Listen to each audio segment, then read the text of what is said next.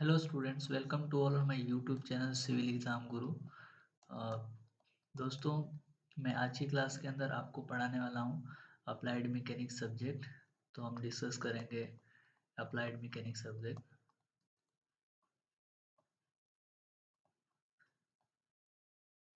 Applied mechanics subject जो है वो ये जो सब्जेक्ट है वो सिविल इंजीनियरिंग के अंदर जीटीयू में, गुजरात टेक्नोलॉजिकल यूनिवर्सिटी जीटीयू के अंदर सिविल इंजीनियरिंग के अंदर आता है डिप्लोमा वाले को सेकेंड सेम में, और मैकेनिकल वालों को भी सेकेंड सेम में आता है।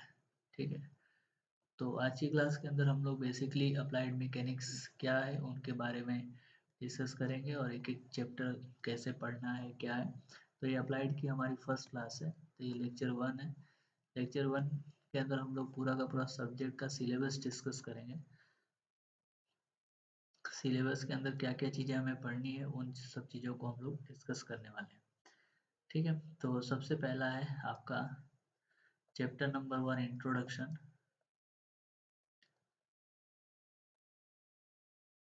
इंट्रोडक्शन वाले पार्ट के अंदर हमें बेसिकली यूनिट्स एंड कन्वर्जन के बारे में स्टडी करना है। यूनिट्स और कन्वर्जन क्या है उनके बारे में हमें डिस्कस करेंगे। सेकेंड चैप्टर जो है coplanar coplanar कॉनकरेंट force, coplanar कॉनकरेंट force के बारे में डिस्कस करेंगे। थर्ड चैप्टर जो है वो कोप्लेनर नॉन कॉनकरेंट फोर्स है। कोप्लेनर मतलब सेम प्लेन होता है। कोप्लेनर का मतलब होता है क्या? सेम प्लेन, एक ही प्लेन के अंदर। और कॉनकरेंट मतलब जो फोर्स है वो एक ही पॉइंट पे यदि मिल रही हो तो उसको हम लोग बोलेंगे कॉनकरेंट फोर्सेस। फिर तीसरा chapter coplanar non कॉनकरेंट force. Fourth chapter जो है वो हम लोग बात करेंगे CG, centre of gravity,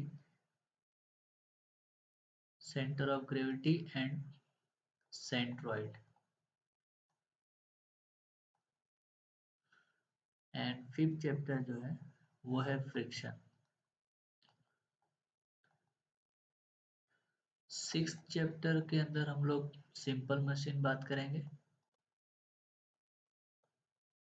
simple machine. और सेवन चैप्टर जो है वो वर्क एनर्जी पावर है।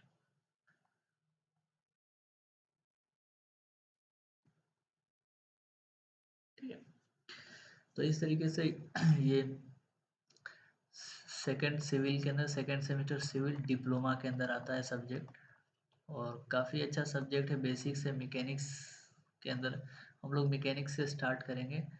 तो मैकेनिक्स क्या होता है उन सब चीज़ों को हम लोग डिस्कस करते हुए आगे बढ़ेंगे कि मैकेनिक्स क्या होता है, इसकी ब्रांचेस कौन कौन सी हैं, फिर मैकेनिक्स हम लोग किसको बोलेंगे, फिर फोर्स क्या होता है वहाँ से हम लोग स्टडी करेंगे कि फोर्स होता क्या है, क्वांटिटी क्या होती है, कौन कौन सी क्वांटिटी होती है, वेक्टर क्वांटिटी, स्केलर क्वांटिटी। उन चीज़ों को हम लोग डिस्कस करते हुए आगे बढ़ेंगे। ओके, तो आइए स्टार्ट करते हैं अप्लाइड मैकेनिक्स सब्जेक्ट को बहुत ही शानदार तरीके से, और देखते हैं कि किस तरीके से हमें जो है इस सब्जेक्ट के अंदर काफ़ी अच्छा वर्क करना है। तो अप्लाइड मैकेनिक्स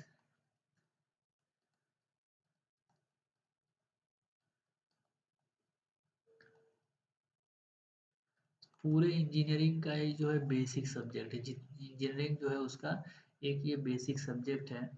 और यदि ये सब्जेक्ट नहीं आएगा सिविल वालों को तो उसके लिए जो स्ट्रक्चरल मैकेनिक्स, जो स्ट्रेंथ ऑफ मटेरियल है, स्ट्रक्चरल मैकेनिक्स है, स्ट्रक्चरल एनालिसिस है, इसके बाद डीएसएस है, डिजाइन ऑफ स्टील स्ट्रक्चर, उसके बाद डीआरसीएस है। ये सभी सब्जेक्ट जो है उसके कमजोर हो जाएंगे, तो इसीलिए आपको अप्लाइड मैकेनिक्स सब्जेक्ट जो है वो आना चाहिए। तो बात करते हैं मैकेनिक्स क्या होता है। तो मैकेनिक्स जो है वो स्टडी ऑफ फोर्स, मैकेनिक्स जो है is a study of force and its effect on a body. किसी भी बॉडी के ऊपर फोर्स की स्टडी और उसके इफेक्ट की स्टडी जो होती है उसको हम लोग बोलते हैं मैकेनिक्स। तो मैकेनिक्स में काफ़ी सारे मैकेनिक्स है।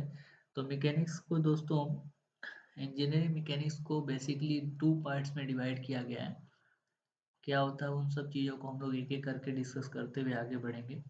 इंजीनियरिंग मैकेनिक्स में सबसे पहला स्टैटिक्स है और दूसरा जो है वो डायनामिक्स है।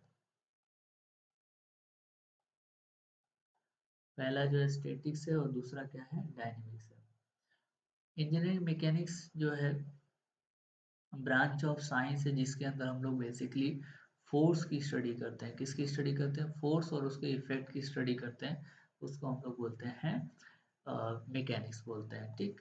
अब स्टैटिक्स क्या होता है, डायनामिक्स क्या होता है? तो स्टैटिक के अंदर ऐसी बॉडी जो रेस्ट कंडीशन के अंदर हो, रुकी हुई हो, स्टेशनरी हो। बॉडी रुकी हुई है, जैसे मान लीजिए कोई एक ब्लॉक है, ठीक। इस ब्लॉक के ऊपर आप जो है क्या कर रहे हैं, फोर्स लगा रहे हैं। इस ब्लॉक के ऊपर यदि आप फोर्स लगाओगे तो क्या होगा, ये ब्लॉक्स जो है वो स्टैटिक कंडीशन में है।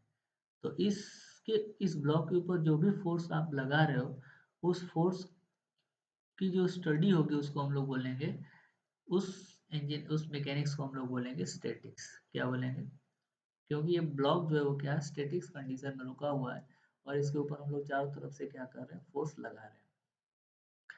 इसके बाद the branch of science which deals with study of body at the rest condition. तो स्टैटिक्स क्या है, देखते हैं। स्टैटिक्स जो है ब्रांच ऑफ साइंस है, deals with study of body at the rest condition. लिख लीजिए इसका डेफिनेशन कि branch of science, branch of science deals with body in rest condition, ठीक। And study of force on a body at the rest condition, उसको हम लोग बोलेंगे statics. बात करते हैं डायनेमिक्स क्या होता है। तो डायनेमिक्स जो है,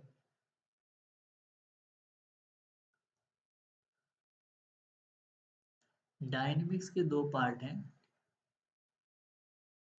डायनेमिक्स के दो पार्ट हैं, एक है आपका काइनेटिक्स और दूसरा है आपका काइनेमेटिक्स। और दोस्तों, काइनेटिक्स क्या है और काइनेमेटिक्स क्या है? काइनेटिक्स जो है, डायनेमिक्स के अंदर दो पार्ट होती है। डायनेमिक्स के अंदर बॉडी क्या होगी, वो मोशन में होगी। बॉडी किस कंडीशन में होगी, मोशन में होगी। जैसे कि आप बाइक चला रहे हैं, ठीक है, वो मोशन में हो। बॉल कोई मूव कर रहा है, वो मोशन में है, ठीक। तो उसको हम लोग बोलेंगे dynamics condition. Kinetic,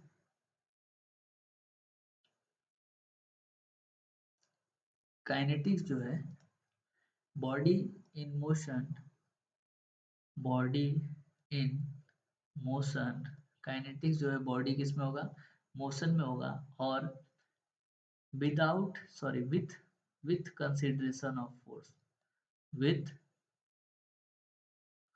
consideration of forces.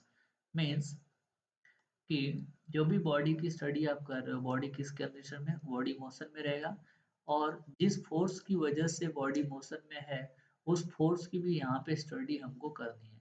तो उसको हम लोग बोलेंगे काइनेमेटिक्स, सॉरी काइनेटिक्स बोलेंगे। और काइनेमेटिक क्या होगा कि बॉडी जो है already body in motion, body तो मोशन में होगी, बट यहाँ पे फोर्स को कंसीडर नहीं किया जाएगा, force will not consider.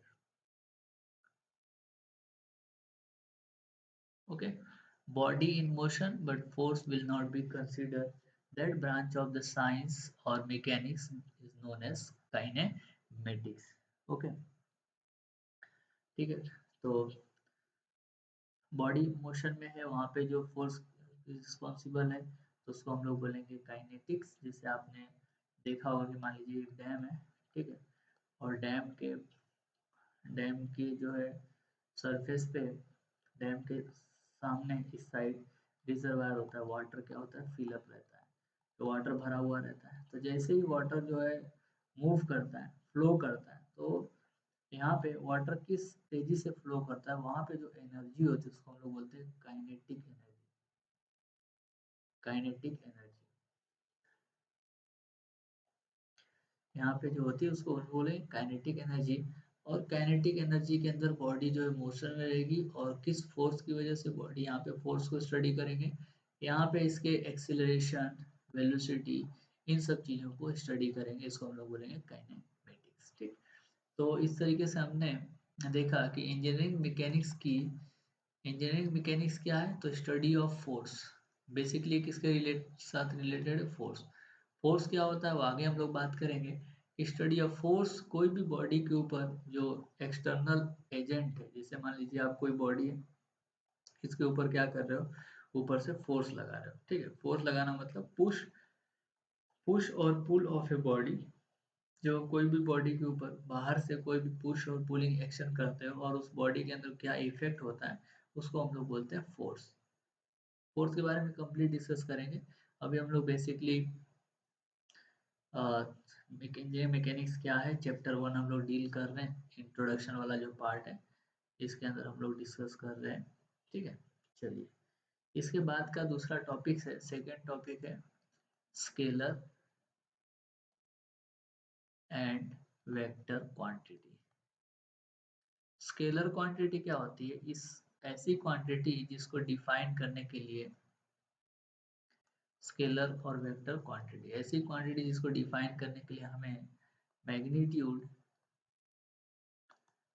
Magnitude मतलब एक वैल्यू, कोई वैल्यू की जरूरत पड़ती है, कोई कीमत की जरूरत पड़ती है, उसको हम लोग बोलते हैं स्केलर क्वांटिटी। और ऐसी क्वांटिटी जिसको रिप्रेजेंट करने के लिए magnitude as well as direction, magnitude और डायरेक्शन दोनों की जरूरत पड़ती है, उसको हम लोग बोलेंगे वेक्टर क्वांटिटी। ठीक है, तो मैग्नीट्यूड क्या होता है, जैसे मान लीजिए 10 किलो न्यूटन है, ये क्या है, मैग्नीट्यूड है। अब दोस्तों किलो न्यूटन क्या है, तो किलो न्यूटन जो है वो फोर्स का यूनिट है बच्चों। फोर्स का जो यूनिट है उसको बोलते हैं न्यूटन। 10 kg मान लीजिए, 10 kg, 10 kg जो है वो मास है। मास का यूनिट जो होता है उसको बोलते हैं केजी। तो ये जो हमें वैल्यू रिप्रेजेंट कर रहा है, इसी को हम लोग बोलते हैं मैग्नीट्यूड। तो स्केलर क्वांटिटी ऐसी क्वांटिटी है जिनको हमें रिप्रेजेंट करना है, जो जिसको हम लोग जो है ओनली मैग्नीट्यूड से रिप्रेजेंट कर सके, उसको हम लोग बोलेंगे स्केलर क्वांटिटी। जैसे कि हो गया आपका मास, मास जो है वो आपका स्केलर क्वांटिटी है। अब मैं बताऊंगा कि फोर्स जो है वो क्या है, वो वेक्टर क्वांटिटी है। फोर्स को रिप्रेजेंट करने के लिए मैग्नीट्यूड मान लीजिए 10 किलो न्यूटन है, तो 10 किलो न्यूटन किस डायरेक्शन में लग रहा है ये हमें रिप्रेजेंट करना पड़ेगा। ठीक है, तो इसको हम लोग बोलते हैं स्केलर क्वांटिटी। चलिए, तो यहाँ पे आपने स्केलर क्वांटिटी के बारे में पढ़ा, वेक्टर क्वांटिटी के बारे में पढ़ा। इसका हम लोग एक एक करके एग्जांपल देख लेते हैं कि स्केलर क्वांटिटी और वेक्टर क्वांटिटी एग्जांपल क्या है। तो स्केलर का एग्जांपल है सबसे पहला एरिया। क्या है, एरिया। एरिया जो है लेंथ इनटू लेंथ होता है, मीटर स्क्वायर इसकी यूनिट होती है। हम लोग सभी क्वांटिटी की यूनिट बाद में डिस्कस करेंगे, अभी सब खाली आपको जान लेना है।